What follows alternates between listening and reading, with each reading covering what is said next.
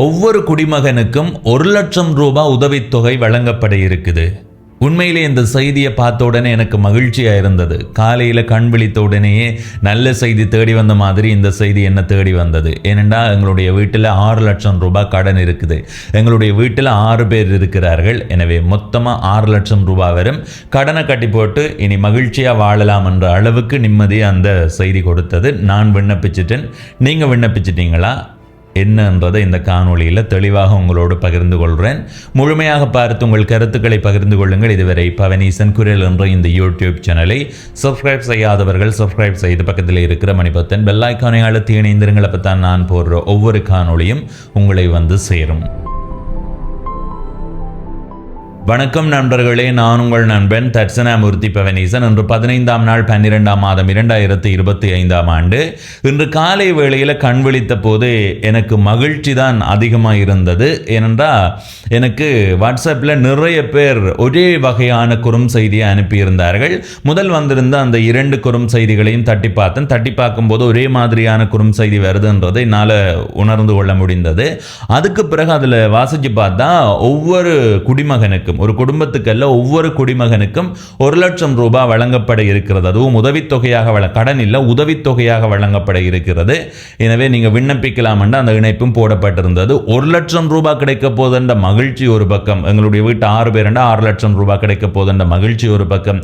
இன்னொரு பக்கம் எங்களுடைய மக்களை நினைக்கும் போது மகிழ்ச்சியாக இருந்தது. ஏனென்றா தங்களுக்கு 1,00,000 கிடைக்குது, இன்னொருத்தருக்கும் கிடைக்கணும் என்ற அந்த தகவல்களை மற்றவர்களோட பகிர்ந்து கொள்கிறார்கள் அல்லவா, அந்த மனசு உண்மையிலே வரவேற்கப்பட வேண்டியது. அப்படி என்ன குறும் செய்தி வந்திருக்கின்றதை உங்களுக்காக வாசிக்கிறேன். ஒவ்வொரு குடிமகனுக்கும் ரூபாய் 1,00,000 வழங்கப்படும். 2025ஆம் ஆண்டு விரைவில் முடிவடைய உள்ளதால் இந்த உதவித்தொகைக்கான விண்ணப்ப காலம் விரைவில் முடிவடையும். தயவு செய்து கீழே உள்ள பொத்தனை உடனடியாக அழுத்தி உங்கள் தொகையை பெறுங்கள். இந்த வாய்ப்பை தவறவிட்டால் மீண்டும் விண்ணப்பிக்க முடியாது என்று போட்டு ஒரு இணைப்பு போடப்பட்டிருக்குது. தகவலை வாசித்த உடனே எனக்கு மகிழ்ச்சி ஒரு பக்கம், என்ன மக்கள் இவ்வளவு நல்ல மனதோடு இருக்கிறார்கள் என்ற மகிழ்ச்சி ஒரு பக்கம். அதை விட இன்னொரு கவலை என்னென்றா, இதை வச்சு எத்தனை பேருனுடைய வங்கிகளை கொள்ளையடிக்க போகிறார்களோ, எத்தனை பேருனுடைய தகவல்களை திருட போகிறார்களோ, எத்தனை பேருனுடைய தனிப்பட்ட புகைப்படங்கள் எடுக்க போகிறார்களோ, எத்தனை பேருனுடைய வாழ்க்கையை அளிக்க போகிறார்களோ என்ற பயமும் அதிர்ச்சியும் எனக்குள்ளே இருந்தது. ஏனென்றா இது மோசடி செய்கிற ஒரு குறும் தகவல். இதை நிறைய பேர் அனுப்பி கொண்டிருக்கிறார்கள். அதை உருவாக்கினவர் ஒரு ஆளுக்கு தான் அனுப்பியிருப்பார். எனக்கு தெரிஞ்சு உருவாக்கினவர் ஒரு ஆளுக்கு அனுப்பினதுக்கு பிறகு 1 10 ஆகி 10 100 ஆகி எனக்கே ஒரு குறைந்தது ஒரு 20க்கு மேற்பட்டது வந்திருக்குதுண்டா. அப்ப இத மாதிரி எத்தனை பேர் அந்த இணைப்புக்குள்ள போய் அந்த இணைப்புல தங்களுடைய விவரங்களை பதிந்திருப்பார்கள். யோசித்து பார்க்க வேண்டிய ஒன்று. மிகுந்த அடிப்படை அறிவோடு நாங்கள் கொஞ்சம் யோசிக்க பார்க்கணும். எல்லாருமே ஒரு இணைப்பு வந்த உடனே அந்த இணைப்புல அழுத்தி போடுவீங்க. உடனே அதை பதிச்சோன்னா, ஐயோ இந்த வாய்ப்பை தவறவிட்டால் மீண்டும் விண்ணப்பிக்க முடியும், ஐயோ அழுத்தண்டு போட்டு அழுத்தி அதுக்குள்ள போய் நீங்கள் உங்களோட விவரத்தை கொடுப்பீங்க. அந்த இணைப்பை அழுத்துறதுக்கு முதல் நீங்கள் பார்க்க வேண்டியது ஒன்றே ஒன்றுதான். இப்போ உதாரணமாக பவனீசன் என்ற ஒரு நிறுவனம் உங்களுக்கு உதவித்தொகை தரப்போதுன்னு அறிவிக்குதுன்னு சொன்னால், அந்த பவனீசன் என்ற நிறுவனத்தால் அனுப்பப்படுகிற அந்த இணைப்பில் www.pavaneesan.com அதுக்கு பிறகுதான் மற்ற தகவல்கள் வரும். அதை தாண்டி அதை விட வேறு வகையில் அந்த இணைப்புகள் இருக்குமாக இருந்தால் அதை நீங்கள் தொட்டுக்கொள்ளக்கூடாது. இந்த இணைப்பு எப்படி இருக்குன்னு சொன்னால் fgv.qacxv. அப்படி போய்கொண்டே இருக்குது. எனவே இப்படியான இணைப்புகள் உண்மைத்தன்மை உடையதல்ல. இப்போ உதாரணமாக ஃபேஸ்புக் மூலமாக உங்களுக்கு ஒரு உதவித்தொகை கிடைக்க போதுன்னு சொன்னால் எப்படி facebook.com அதுக்கு பிறகுதான் மற்றது வரும். யூடியூப்பால் கிடைக்க போதுன்னா youtube.com அதுக்கு பிறகுதான் மற்றது வரும். அந்த இணைப்பை பார்க்கும்போதே உங்களுக்கு விளங்கும். அதை முதல்ல அடிப்படையாக எல்லாரும் தெரிஞ்சு வச்சிருக்கணும். அதுக்காகத்தான் நான் இந்த காணொலியை பதிவு செய்கிறேன். முன்பு ஒரு தகவல் ஒரு ஆளை போய் சேர்றதுக்கு ஒரு நாளுக்கு மேலே ஆகும். ஆனால் இப்போ இப்படியான தகவல்கள் போய் சேர்றதுக்கு 5 நிமிடம் காணும். 5 லட்சத்துக்கும் அதிகமான பேரை போய் சேரும். எனவே மிகுந்த அவதானத்தோடு இருங்க. இப்போ இதில் அடிப்படையான ஒரு தகவலை நான் உங்களுக்கு சொல்கிறேன். 1,00,000 ரூபாய் ஒரு குடும்பத்துக்கு வழங்க போகிற போறார்கள், ஒரு ஆளுக்கு 1 லட்சம் ரூபாய் வழங்க போறார்கள் என்று சொல்றார்கள். உதவித்தொகை என்று வரும்போது கட்டாயமா இது அரசாங்கம் என்ற ரீதியில தான் சொல்ல மக்கள் நம்புவார்கள். ஆனால் அதில் அரசாங்கம் என்று குறிப்பிடப்படையலை. அப்போ அந்த 1 லட்சம் ரூபாய் ஒருவருக்கு வழங்குறதா இருந்தால் என்னுடைய வீட்டிலே 6 பேர் 6 லட்சம் ரூபாய். அதே மாதிரி எனக்கு தெரிந்த நட்பு வட்டாரத்துக்கு பார்த்தாலே எங்கள் ஊருக்கே 10-15 கோடி ரூபாய் வேணும். ஒரு அரசாங்கத்தால் இதை கொடுக்க முடியுமா? ஒரு தனியார் நிறுவனத்தால் இதை கொடுக்க முடியுமா? ஒரு பொது அமைப்பால் இதை கொடுக்க முடியுமா? டிட்வா புயலால் பாதிக்கப்பட்ட மக்களினுடைய வீட்டை சுத்தம் செய்து அந்த வீட்டில் இருக்கிறதுக்கு 25,000 ரூபாய் தான் கொடுக்கப்பட்டிருக்குது. ஒரு வீட்டை முழுமையாக அழித்து போட்டு இருக்கிறவர்களுக்கே அந்த வீட்டினுடைய சேதத்தை பார்த்து தான் காசு கொடுக்க போறார்கள். அப்ப பார்த்து கொஞ்சம் கொஞ்சமாக தான் அரசாங்கம் செலவழிக்கும். இந்த சூழலை பயன்படுத்தி இவர்கள் இந்த மாதிரியான மோசடி செய்யும் போது அதையும் இதையும் ஒப்பிட்டு பார்க்கறதுக்கான ஒரு சந்தர்ப்பம் கூட இல்லையா? அடுத்தது, இந்த 1 லட்சம் ரூபாய் தொகையை நீங்க இலங்கையினுடைய சனத்தொகையால பெருக்கிக் கொள்ளுங்க. அதான் உலகத்தில் நாட்டில் வார செய்திகளை பார்க்கிறவர்களுக்கு இதை ஓரளவு பகுத்தறிந்து கொள்றதுக்கான சந்தர்ப்பங்கள் இருக்கு. இலங்கையினுடைய சனத்தொகை விவரம் சில மாதங்களுக்கு முன்பு தான் வெளியிடப்பட்டது. 2,17,81,800.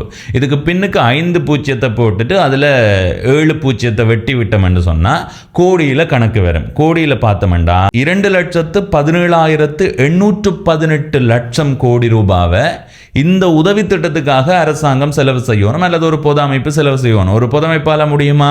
ஒரு தனியார் நிறுவனத்தால முடியுமா? இந்த தொகை இல்லை, அரசாங்கத்தால தான் இது முடியும். ஆனா இது அரசாங்கம் செய்யுமான்னு சொல்லி கேட்டா இல்லை, இது கட்டாயமா செய்யாது. ஏனென்றா இலங்கை அரசாங்கம் இந்த ஆண்டு முதல் 10 மாதங்கள்ல, முதலாம் மாதத்திலிருந்து 10ஆம் மாதம் வரையான அந்த 10 மாத கால பகுதியில் 4,033 பில்லியன் ரூபாவை வரி வருமானத்தால் பெற்றிருக்குது. இதை நீங்க கோடியில கணக்கு பார்க்கறதுண்டா 4,03,300 கோடி ரூபாய்.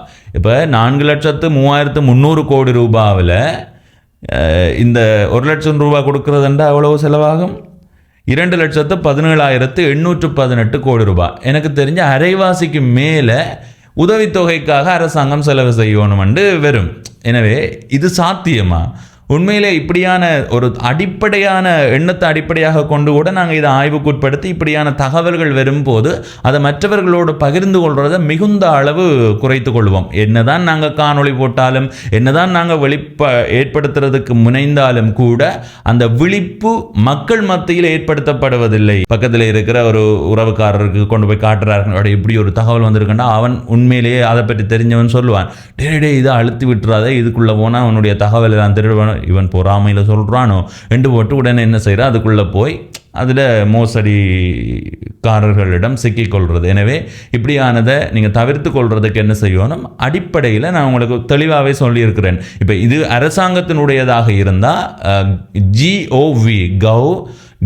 gov.lk என்று வரும். அதாவது அரசாங்கத்தினுடைய இணைப்புகளில் gov.lk என்று வரும். அடுத்தது இதே மாதிரி இன்னும் சில மோசடிகள் நடக்குது. என்னுடைய முகநூல் கணக்குக்கு அது மாதிரி நிறைய வந்திருக்குது.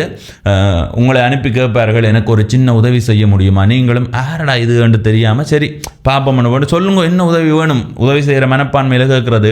நான் ஒரு நிகழ்ச்சியில் போட்டிடுறேன், இந்த நிகழ்ச்சியில் நான் வெற்றி பெறணுமெண்டா எனக்கு வாக்கு வேணும், நீங்கள் உங்களுடைய வாக்கை போட முடியுமா என்று கேட்க, நீங்கள் ஓம் பிரச்சனை இல்லை, ஒரு வாக்கு போடுறதுல என்ன இருக்குன்னு சொல்ல, சரி நான் உங்களுக்கு இதை அனுப்புகிறேன், நீங்கள் உள்ளுக்கு போய் உங்களுடைய விவரங்களை கொடுத்துட்டு உங்களுக்கு ஒரு கோட் வரும், அதை எடுத்துங்களை அனுப்பி விடுங்க, ஓடிபி வெறும் எடுத்து அனுப்பி விடுங்கோண்டா.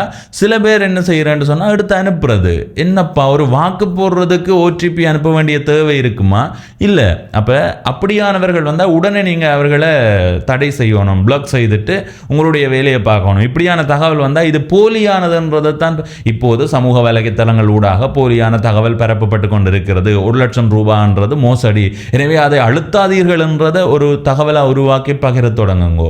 அதுதான் வரவேற்கத்தக்கது. அப்படி இல்லாமல் இதை சரி இதை நான் அழுத்த மாட்டேன், இன்னும் 4 பேருக்கு அனுப்பிவிடும், அவன் அதுக்குள்ளே போய் சிக்கட்டும் என்று கூட சில பேர் அனுப்பியிருக்கலாம். எனவே மிகுந்த அளவு அவதானமாக இருங்கோ. இந்த மாதிரியான மோசடிகளில் சிக்கி உங்களுடைய தகவல்களை மற்றவர்களிடம் பறிகொடுத்து கொள்ளாதீங்க. உங்களுடைய வங்கியில் இருக்கிற பணத்தை பறிகொடுத்து கொள்ளாதீங்க. இப்படி செய்தால் அதுதான் நடக்கும் என்றதை இந்த காணொளியில் பதிவு செய்து விடைபெறுகிறேன். நன்றி, வணக்கம்.